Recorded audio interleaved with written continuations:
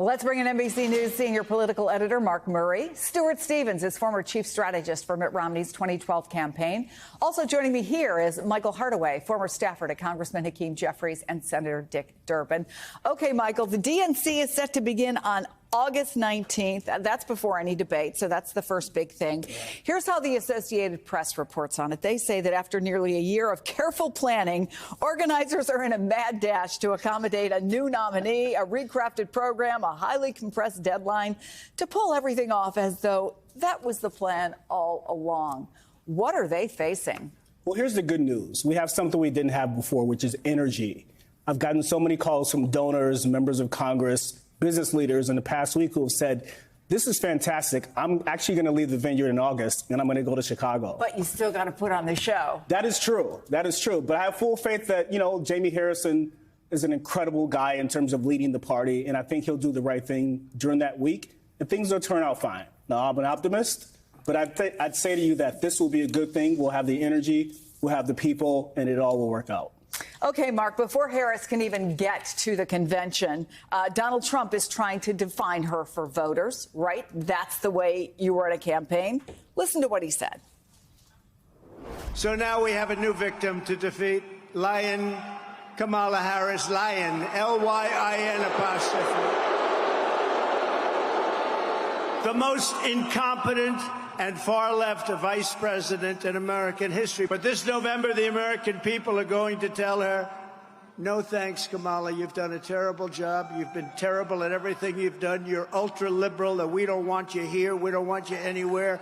Kamala, you're fired. Get out of here. You're fired. Besides mispronouncing her name, Mark, what do we know about their strategy?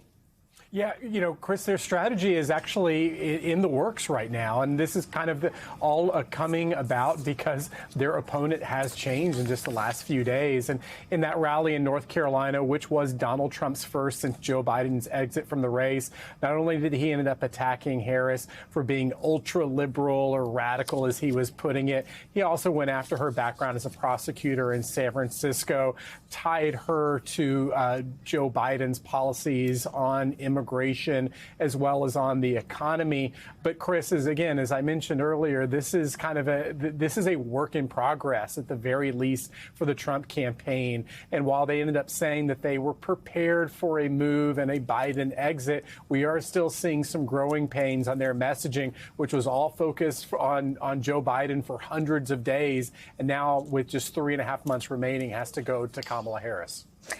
Stuart, there are different lengths of time in which you can get your message out there. For a convention, it's going to be 4 days. For a debate, 90 minutes, 2 hours.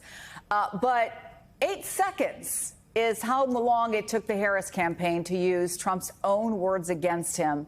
After his North Carolina rally, they dropped this on Twitter. Their campaign says, I'm the prosecutor, and he is the convicted felon. I'm Kamala Harris, and I approve this message. From a political messaging perspective, how effective do you think those 8 seconds are? I think it's a home run. Whoever did that should take the evening off. Look, this is a very simple framing.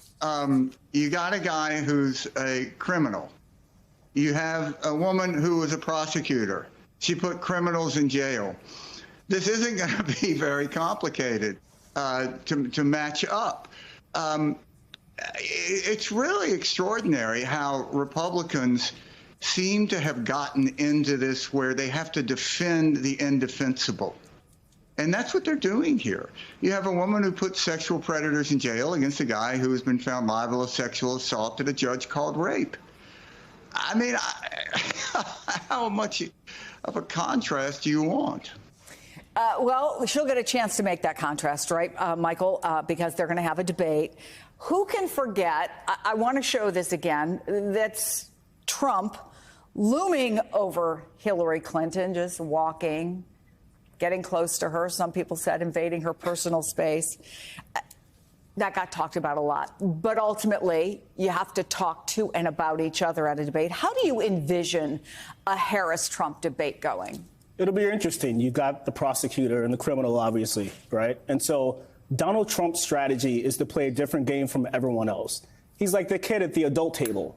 His entire strategy is lie and deny. It doesn't matter what you say, he tries to lie and deny. What she has to do is stay on him. Every lie, every time he tries to deny, she has to corner him and make him answer for that thing.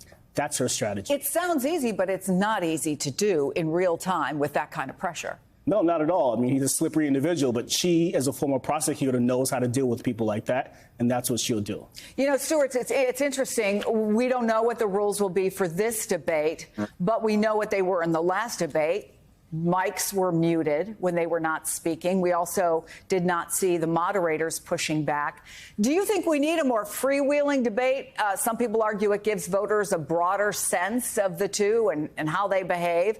Or is it just going to devolve into chaos? Are you a fan of the muted mics? I am a fan of the muted mics. I think the major problem with that last format was the fact that there was not an expectation by the public that moderators would simply ask questions and not respond to obvious lies and point them out. I mean, if Donald Trump had said to one of the moderators, you know, you've been convicted of plagiarism and are a Russian agent, I think they would have corrected that. So I think that it gave this impression that what he was saying was passing for the truth because it wasn't being challenged. This won't happen again. Either Harris is going to correct it or it's going to be done with the moderators. So I have to ask you, Michael, I mean, I said you are a former staffer to Jeffries and Durbin, but you're still very plugged into people at high levels of the Democratic Party. Do they think Donald Trump will debate? They do, because he's foolish enough to think he can win, and she'll crush him. All right. Well, we're going to bring you back afterwards and see how that goes. Michael Hardaway, it's good to have you here. He fought New York City traffic in midday to get here. We appreciate that. Mark Murray, Stuart Stevens, we appreciate you all. Thank you so much.